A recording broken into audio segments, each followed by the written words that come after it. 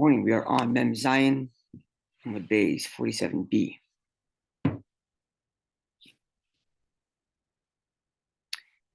If you look at the wider set of lines and you count 3 lines down, the fourth to the last word, the Ika Amri. Yeah, you see it there? Yeah, Ika Amri, fourth to last word.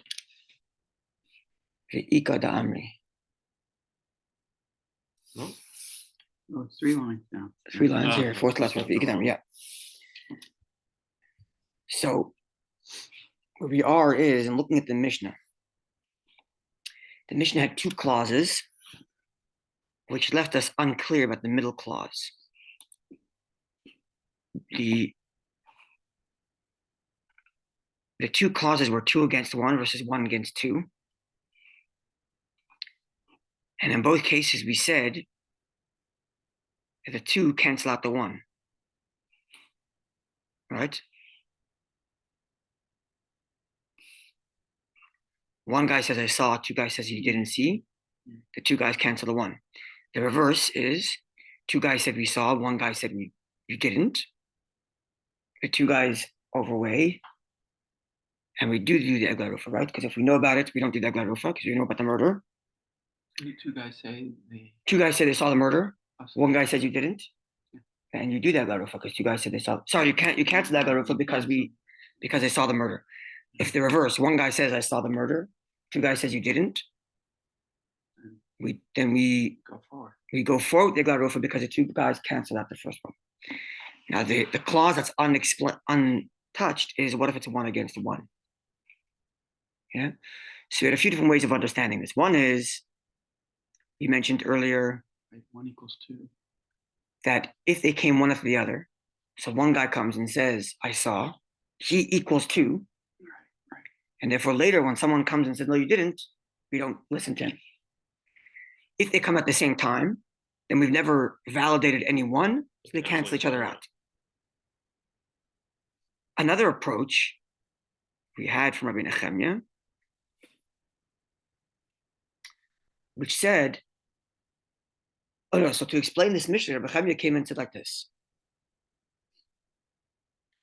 So this is a different approach. Instead of saying every time the Torah accepts a witness, a single witness, treat him like 2, Rabbi Nechemia said, whenever Torah says we listen to 1 witness, you go by the majority. Right. Meaning, if Torah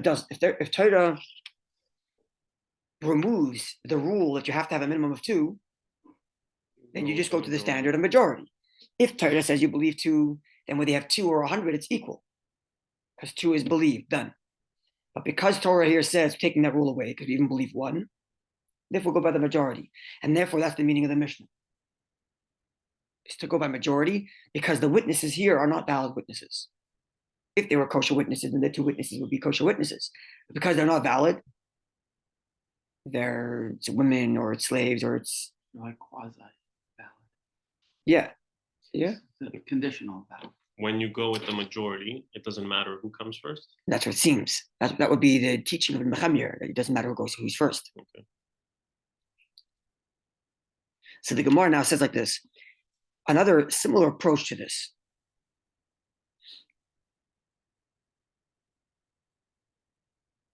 So Nechemiah's approach was the first version, the version we just said, that if Torah believes 1 person, that means there's no longer the rule of 2 witnesses becoming an absolute fact. Therefore, you go by infinite, like 2 meaning 2, and then anything above that is fact. Therefore, you go by majority. But if Torah believes the 1 person, sorry, if Torah believes the 1 person, it doesn't become 2 automatically? That's a different opinion. That was the other approach. 2 different approaches as to what exactly happens when the Torah we believe 1 person. The first approach was it becomes 2. The second approach was the rule of 2 is off. Okay. Now, if that's the case, and if you had a single witness, and then you had 2 women, You go with majority. the 2 women would outweigh because they're the majority. That's the rule of 1 witness. If you have what? Yes, okay, that's correct. When you have the rule of 1 witness, then majority rules. Correct. Okay. That's Rabbi Nechemiah's view. But then there's an issue with 2 You're comparing apples and oranges, right? Women versus men. Because it doesn't make a difference. Because once the because then It's just majority. It it's doesn't- just majority of testimony. That's right. Okay. Yeah. In other words, Ibn Chemi's understanding that when Torah gives believability to two people who are kosher witnesses or whatever, they're equal. To they're equal to 100 because Torah gives them special believability. But once that's removed, just go back to the majority. Exactly. So if you have one man and two women, the two women outweigh.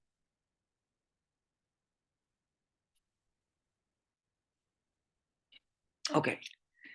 Now here's a similar, a slightly different approach to understanding what happens when the Torah removes the law of two witnesses. So we have two approaches so far. Here's a third one. The Ikad Amri, there are others that understand it like this. Kol Hecha, in any instance, the Asa Eid Echad Kosher Mikara. When one single witness comes first, and here it doesn't make a difference who comes first. If this one person arrives, he's a kosher witness. And because Torah gave him believability, therefore, afilu meya nashim, even if 100 women came afterwards and contradicted him, ki echad damin, it would be considered like one against one.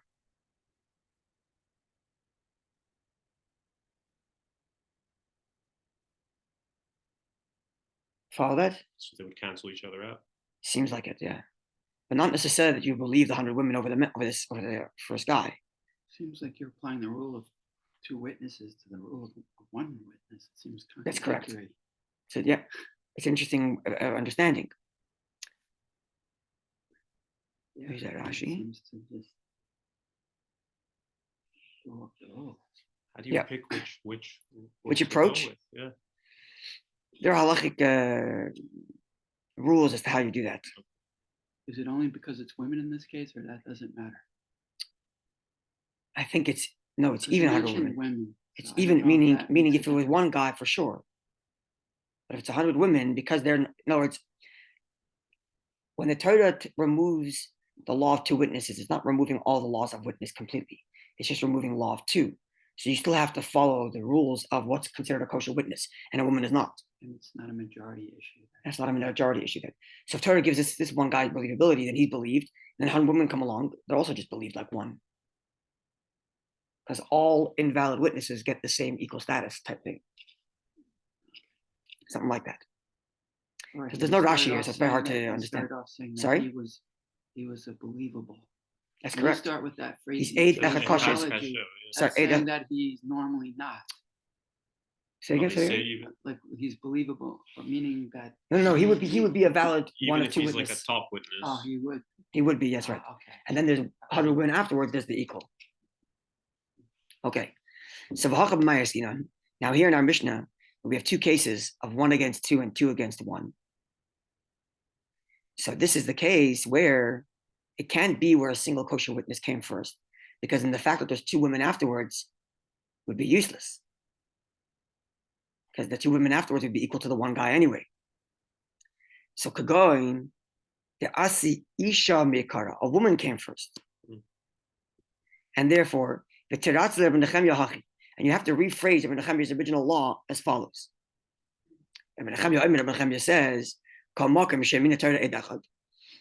whenever you have Torah believing one witness, halach acharav, go with the majority. Rav Day is the majority opinion. That we had so far equal. Yeah. But the first version continued, and therefore, if you have a single kosher witness and 100 women follow the 100 women, because they're the majority. But now we're going to rephrase that and So say are those this. opposing opinions then? We're rephrasing Nechemia's opinion, Okay. which is like this. V'asu shtei nashim be'isha achas. We treat 2 women against 1 woman, kishnei anashim be'ish echad, as if we're 2 men against 1 man, following the rule of majority. 2 women versus 1 woman equals 2 men versus 1 man. Follow the majority. Aval bat shtei nashim be'ish echad. If you were to have 2 women against 1 man, which in the first version of Nechemia we said we follow the women because they're the majority. In this version, we're saying no. Ki palgo palgadami, we treat them as equal, because the one witness status gets the full status of kosher witness, and the non-valid witnesses that come afterwards get the status of one singular witness. And therefore it's equal. There's no Rashi here which explains the rationale behind this, but this is the way it is. Okay, so final comment on this discussion. The Gemara says, V'tarti, psuli edus lamali. So these cases in the Mishnah seem to be redundant. We have 2 against 1 or 1 against 2, right? And after all this understanding in the Mishnah, of the Gemara and the Mishnah, it seems we're referring to non-kosher witnesses, right? We're talking about women or whatnot. So they seem to be telling me the same law. That if you have non-kosher witnesses, follow the majority. So whether you're going 2 against 1 this way or 2 against 1 that way, why repeat it? Why are we repeating? Here it's not the majority. You're 2 women versus 1 guy, and you believe him. The majority. In which case? The last one we just read. Right, but what's the case of the Mishnah? But which one would be the case of the Mishnah? On here, what we're talking about, kind of a woman came first. It must be all women. 1 second. A woman came first. Usually, if a man came first, then he's treated as 2. Right. No, that's why Rabbi Nechemia. That's why we're explaining this Mishnah in this version to understand. We're explaining this Mishnah to mean that this one woman came first. Why are we doing that? Because then we have to follow the majority. Because if a guy came first, then 100 women afterwards would be equal. Right. Which is why the Mishnah here says they're talking about 1 woman first. So you're right, but that's not the case of the Mishnah. Sorry? It's comparing kosher witnesses with non-kosher witnesses, right? No, it's giving us all non-kosher witnesses. Okay. Yeah. So that becomes the question why the case is redundant. If the Mishnah describes 2 cases, 2 against 1, 1 against 2, and in all cases it's non-kosher witnesses, it's a redundant law. They both tell us the same thing. They both tell us follow the majority by non-kosher witnesses. So why tell it to me twice? So says the Gemara, I would have thought, when do we follow the majority opinion? When we're being more stringent. But we're being lenient, you wouldn't come for the Mishnah has to repeat itself. So the Mishnah repeats itself in 2 different cases, right? The first is 2 non-kosher witnesses, 2 women come and say, we saw the murder. One woman says, no, you didn't. Follow the majority. We did see the murder, no egla rufa. In that case, we're being more lenient because we're not doing the egla rufa. But in the reverse, where you have 1 woman come first, say, I saw the murder. 2 women come first and say, no, you didn't. So in that case, we're being stringent in following the majority and going ahead with the egla rufa procedure. So because this is because it's not a question of the normal Torah law of witnesses, and we're going after majority in not keeping the Torah law, one could have made the case that we only do so when it leads to stringency. But if it leads to leniency, don't go with it. And if the Mishnah has to repeat itself to say both directions, whether being lenient or stringent, we follow the majority in the case of non-kosher witnesses. That concludes this part of the Mishnah Gemara and its analysis on the 1 or 2 witness story. Rashi here, at the beginning of this whole discussion, says, I already explained this earlier on page 31b, so I'm not going to repeat my interpretation here. So we have to go back there, and we learned this once before. If you remember this, we did learn this once before. Yeah, it's a repeated same discussion. Okay, a few more lines in the Gemara. Let's see. The Gemara says, the Mishnah said, the end of the Mishnah concluded with a bunch of details about. There's a lot of murders. Well, yeah, about murder was rampant, infidelity was rampant, and it talks about different changes that happened throughout history because of what was going on. So, as it is often the case in the Gemara introduces a Mishnaic text, a Brisa, that's more elaborate than the Mishnah itself. Tan Rabbanan, our sages taught,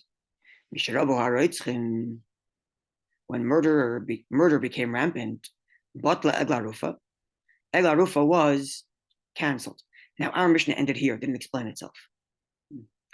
Now this Mishnah text, this Brisa that the Gemara is quoting, does explain itself. Lefi, because She'ena Ba, the Eglarufa is only there, Ella only for Allah suffix for doubt. And once murder became rampant, Begoloi, and they did so openly and brazenly, so there's no more doubt as to the source of the murder. And therefore, but the Eglarufa was cancelled because we know who the murders are. Kind of like with the Sotah proceeding. And that's what we're about to say now. The Mishnah said that once promiscuity was rampant, the Sotah stopped. And the Mishnah actually told us when that was, right? The Mishnah said it was in the time of Shimon ben Shetach. Isn't that right? Let's look back a second.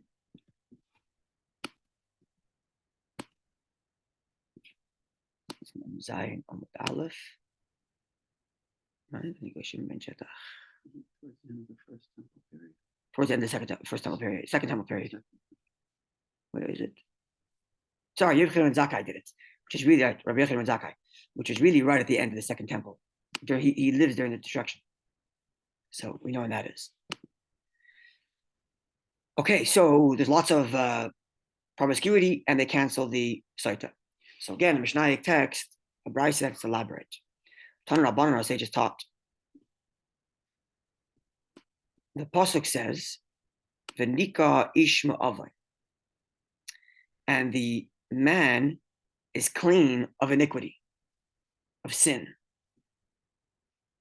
This is the pasuk describing the law of the Sotah, and there it says that after this, she drinks the water. The husband is clean; he didn't do anything, and the woman, if she bears guilt, she carries the guilt. Meaning, the guy shouldn't feel bad. The simple reading is the guy shouldn't feel bad. Right? Let's look up the verse. The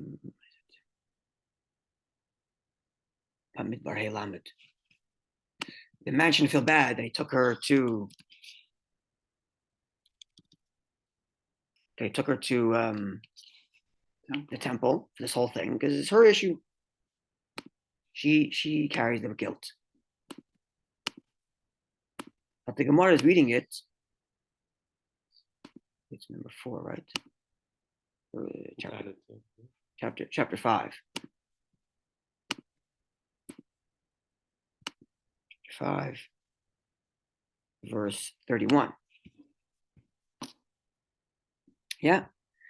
If the man shall be a result of iniquity and the woman shall bear her guilt, her iniquity, she carries the guilt because it's her issue. But the way the Gemara interprets it is like this. V'nika ishbi avain means, and the man, the simple reading is, the man shall be clean, meaning he shouldn't carry any guilt. But the Gemara's reading it is, the man is clean. As if to say, this whole Sotah proceeding only works if he is clean of sin. But when man is clean of sin, then the water will work to let us know if his wife was misbehaving or not. But if the man is not clean of sin, he himself is a promiscuous, then the water will have no effect on his wife. So it's useless. It's useless if he's misbehaving. Was this, because I wasn't here for all this, was this process done publicly? Yeah. Or privately? Publicly. She drank the water. Yeah, the Gemara described it in great detail. It's quite a spectacle, actually. Wow. Publicly tear her clothing, and Wow. it's quite an embarrassing spectacle, actually. Yeah, and it's just weird because it's a very bad thing to embarrass someone publicly, you know? Yep. Okay, now the Gemara says like this, and the Mishnah quotes now another verse. This verse is actually quoted in the Mishnah. The original verse we just quoted now, V'nika ishma avain, that man should be clean of his sin, that was not quoted in the Mishnah. But this pasuk we're about to quote was quoted. And there, it's a pasuk in Hoshea, which reads, I will not punish your daughters when they are promiscuous. And the verse goes on to say, and and your daughter-in-laws, when they're promiscuous because because you are hanging out with harlots and young prostitutes, and you're all running around confused, and therefore Hashem says, I'm not punishing your daughters for promiscuity because you guys are all misbehaving. It's a pasuk. This is the end quote from the Mishnah text. Comes the Gemara and asks, why does the Mishnah have to bring two verses? Is one not good enough? Why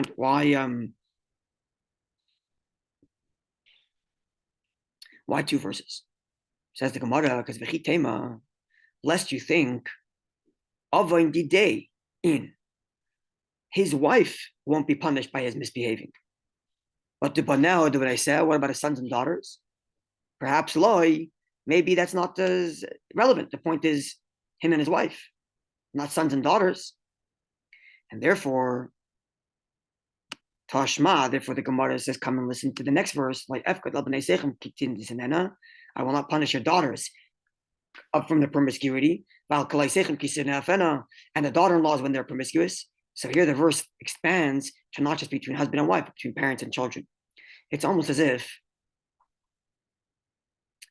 it's not just a question. So there's one thing which is if he himself is misbehaving, okay, so Hashem's not going to give him special status for his wife because he's misbehaving. But here it's a question of culturally. Children are messed up, parents are messed up. So even if there's one individual who happens to be clean, the whole thing fell apart. Whereas the first verse is the reverse, where people maybe are behaving, but because he messed up, it's not going to work for his wife. Whereas the second pasuk is speaking more culturally. That also you're like supposed to be a role model for your sons and daughters, and that they do what you do. Yeah. But it seems as the second pasuk is speaking like on a broad scale. Your sons and daughters, as in like the whole population has just gotten completely out of hand. Whereas in the first verse, it's just between him and her. Was he misbehaving or not? Right. And finally, b'chitema, and lest you suggest that the only time Hashem takes such extreme measures to cancel the Sotah is avoin eshes ish, is when there is a sin of promiscuity with a married woman. That's when there's a problem. But avoin de pnuya, if there's promiscuity with single women, so the sin is not as severe, but culturally speaking, there's still tons of promiscuity. So had I only had the first verse, which says that if he's clean, then she'll be checked, I would have limited that to be highest degree of infidelity where it's a married woman. But because if it was just a single woman, maybe it's not as bad. Therefore, Tashma, therefore the verse comes and the Brisa comes and quotes the verse, which says, Kihem mazonas yipardu, because they're hanging out with the lewd women, and Makadeshis is Yizbachu, and they're offering offerings with the harlots, which are obviously single. And thus, it's not just an issue, again, it's not just an issue between him and her, where if he's misbehaving and she doesn't get checked, she doesn't get, the Sotah doesn't work for her, but rather it's a cultural thing. And even if they're not, there's no promiscuity with married women, but if there's promiscuity as a whole, then Hashem says, okay, we're not doing the Sotah law anymore because you guys aren't taking this seriously. A final comment. The verse continues and says, and the Gemara asks what this is. What's the meaning of the closing line of this pasuk, which reads, "Va'am lo yavin yalabet," and the nation that doesn't know will walk around distraught. So, in conclusion of describing this whole place as being promiscuous, and therefore Hashem says, "I'm not going to even punish your women. I'm not even this whole site is going to be off." The pasuk concludes, and the nation that doesn't understand will be distraught. What's the meaning of that? Says the Gemara. Rabbi Lezer explains. Amar lahem Navi li Yisrael. What the verse means is that the prophet who's speaking here speaks to the Jewish people and says, Im atem makpidim al atzmachem. If you guys control yourselves, mayim boitkin nesheisechem. Then the waters, the Sotah waters, will work on your wives because you guys are being very particular, scrupulous.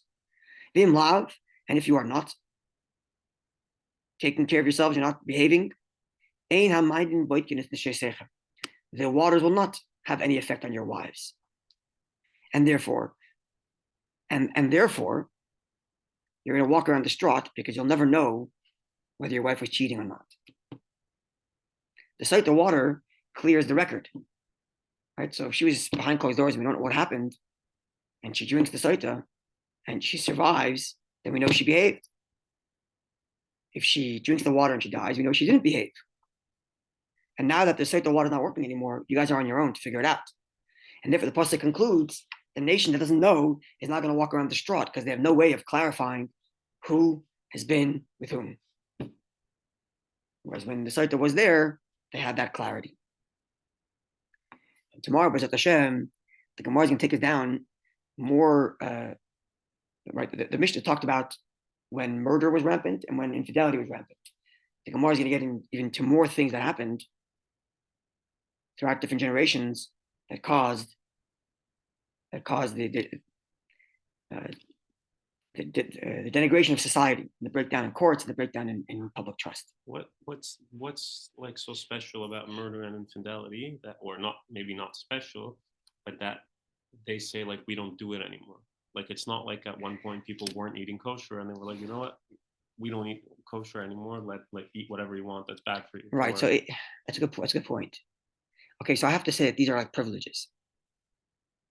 I get that, to know your like about your wife. You're right, But and the so is murder Egla Rufa. one, Well, because it was the Egla Rufa was meant to bring atonement for the community that may have messed up. But because you're not taking care of yourselves, Hashem says no atonement for you. But you're right. It is. you can look at kosher as a privilege also. You can look at It's very difficult to understand because it's a mitzvah. It's a mitzvah. Hashem says to do a mitzvah. So because circumstances aren't pleasant, you're not doing a mitzvah anymore. You're right. It's a very. I'm just wondering. You're right. I don't have an answer for you. It's a good question. I have to think about that. Sorry? Was the Sotah proceeding Active? active, Must have but been. not effective until I guess what the rabbi decided no longer to. Oh! You're asking if it was it ineffective there, in a period? There must have been a period of time when the Sotah proceeding was continuing, but yet it didn't have the effect. And that's why Rabbi Zaka called it off. Maybe. So I don't. Maybe. yeah. Or that everyone was just coming out guilty, and then they were like, "What's the point of this?" That could also be. It would be a clear indication that they weren't guilty. We'll have to see if the Gemara comment. I don't think the Gemara does. Right. That's a good question. Okay, wonderful day, Eden. Bye. Thank you.